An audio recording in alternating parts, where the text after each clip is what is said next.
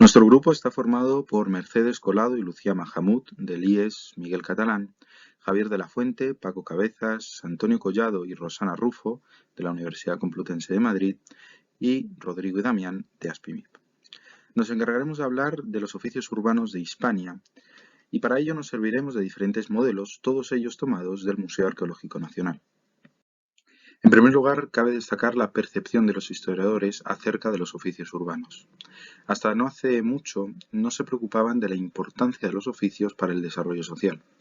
Actualmente lo sitúan como un elemento importante del debate. Así, mientras algunos historiadores se centran en cuestiones más políticas o, mejor, en la propia sucesión de los acontecimientos históricos, sus causas y consecuencias, otros buscan información socioeconómica, por ejemplo, para la construcción del discurso histórico. Somos Lucía y Mercedes y hoy os vamos a hablar de la agricultura, la minería y la pesca. Hispania mantuvo una intensa agricultura sostenida fundamentalmente en dos recursos alimenticios, el trigo y el aceite. La importancia del trigo en la península la convirtió a España en el granero de Roma.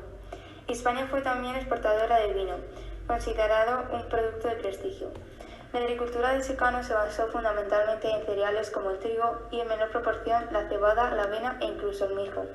Los tratados de agricultura aconsejaban sobre cómo preparar la tierra según el tipo de suelo, las especies de granos, las tareas que debían hacerse tras la siembra, los métodos para segar y trillar, cómo almacenar y conservar el grano y las horas de trabajo necesarias para hacer la faena. Para mejorar el rendimiento de la tierra, se cavaban zanjas de drenaje en terrenos pantanosos y se fumigaba para luchar contra las plagas. Para cavar se utilizaban las azadas y azadones. Para arar la tierra se utilizaba el arado tirado por bueyes y la siega se realizaba con hoces.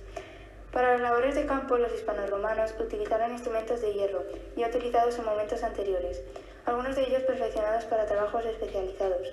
Su forma, utilidad y función ha perdurado a lo largo de los siglos hasta hoy. La minería hizo efecto en el comercio de la Hispania romana en la época romana. Hispania, que es el territorio conocido ahora como España, se convirtió en el terreno minero más importante del imperio.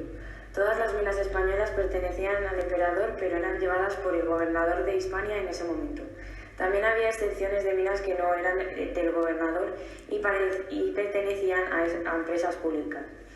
Cuando hablamos del metal, que era el material más usado por la minería en esa época, los negociadores eran los que se encargaban de distribuir el metal por las minas y territorios.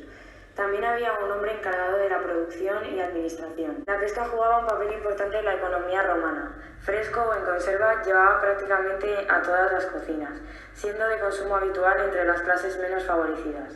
Las salsas de pescado eran otra alternativa de consumo y estaban presentes en la mayoría de las recetas de la época, conociéndose al menos 4 tipos diferentes.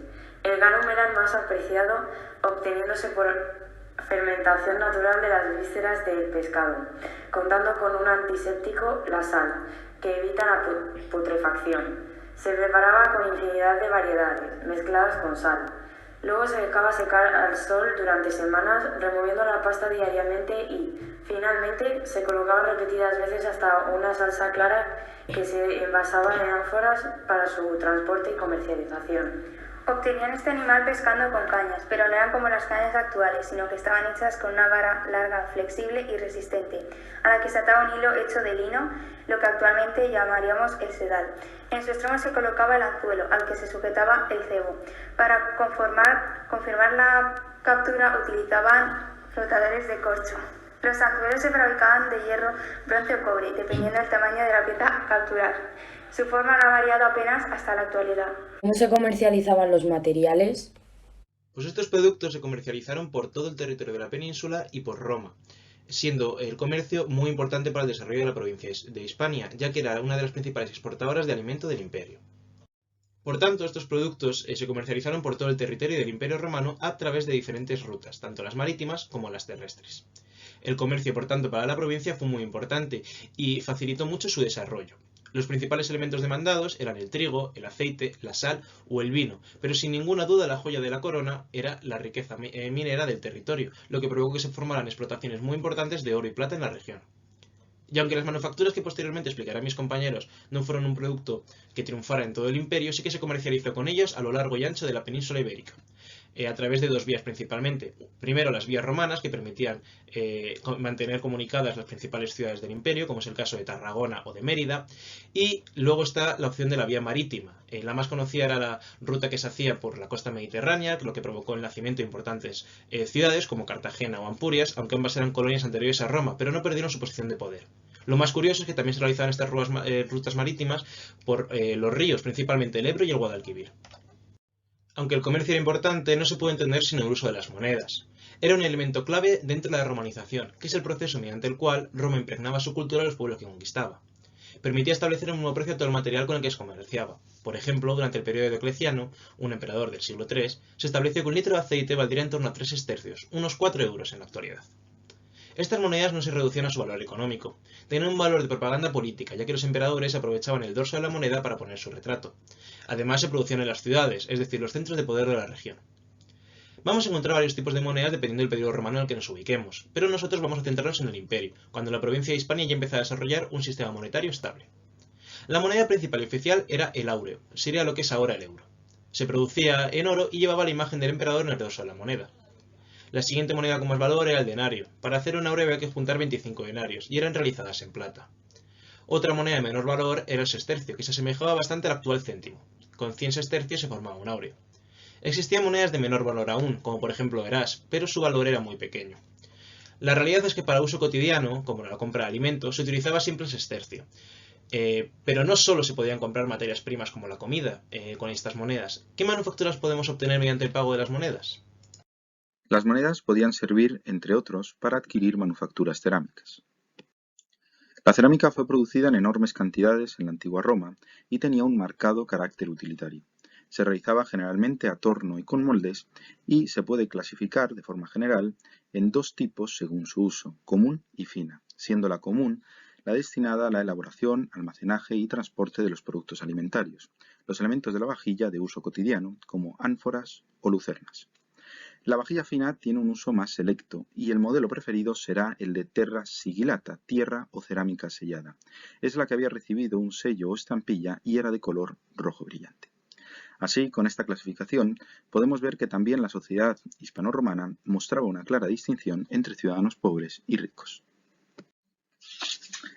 Su producción contiene vasijas de arcilla sin barnizar, así son por ejemplo las grandes ánforas, otras barnizadas con un rojo oscuro y lustroso, y otras poco comunes, vidriadas. Uno de los ejemplos más paradigmáticos conservados en el Museo Arqueológico Nacional de Terra Sigillata es este cuenco hallado en Cástulo del ceramista Miccio y datado en el siglo I. Utensilios de la cotidianidad como este sello para pan encontrado en Montealegre del Castillo también formaron parte de la producción cerámica, así como las mencionadas lucernas.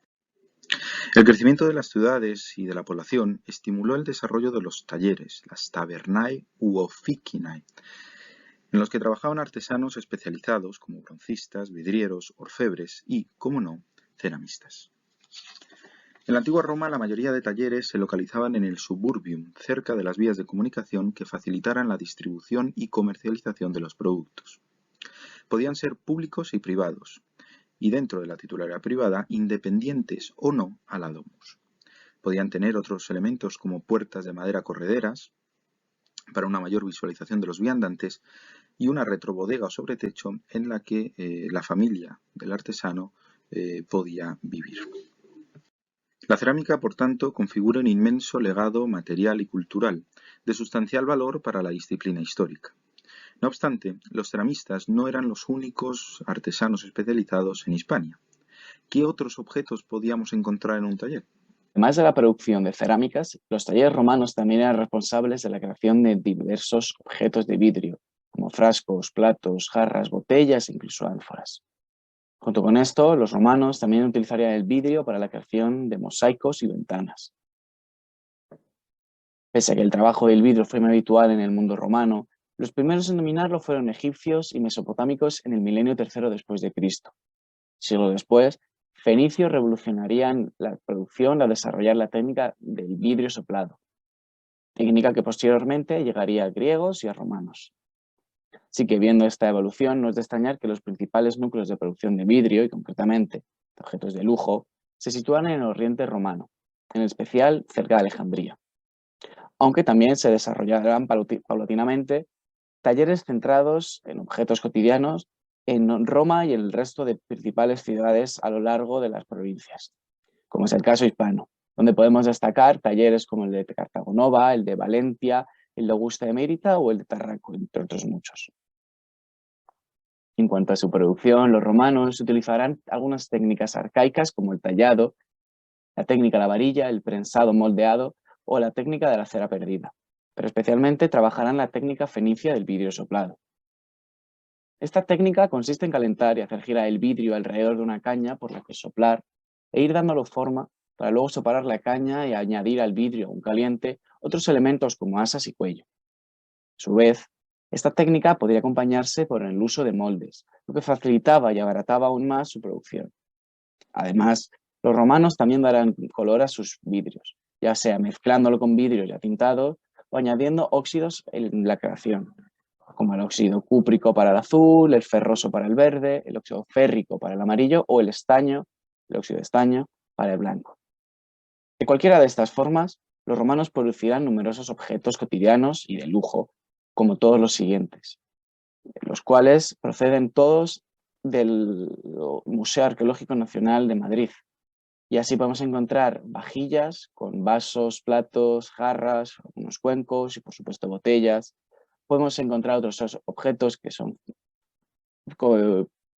funcionan como frascos, ya fueran de perfume, ya fueran frascos de pequeño tamaño que funcionaban como ungüentarios. También había mayores recipientes, como las ánforas y algunas urnas, y por supuesto también existían abalorios que funcionaban como complemento, como sustitución de la orfebrería, y que podían ser tanto anillos como pendientes, como cuentas, pulseras, etc. Así que, vista ya la producción de la cerámica y ahora ya la del vidrio, ¿eran estos los únicos materiales que los romanos trabajaban en sus talleres?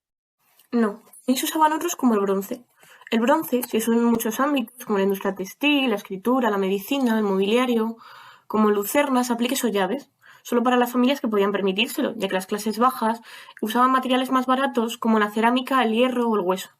También se usaban para fabricar herramientas para otros oficios, como los serruchos, los martillos, los clavos, los cinceles.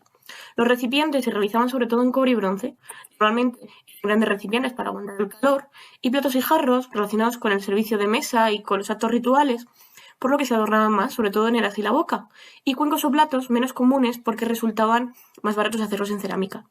Para el factor decorativo de las piezas, abundantes en las clases sociales más elevadas, se usa sobre todo la vestimenta. Su principal función era la de ceñir las prendas, cobrando un gran valor los broches y las fíbulas, las cuales llevaban una aguja móvil.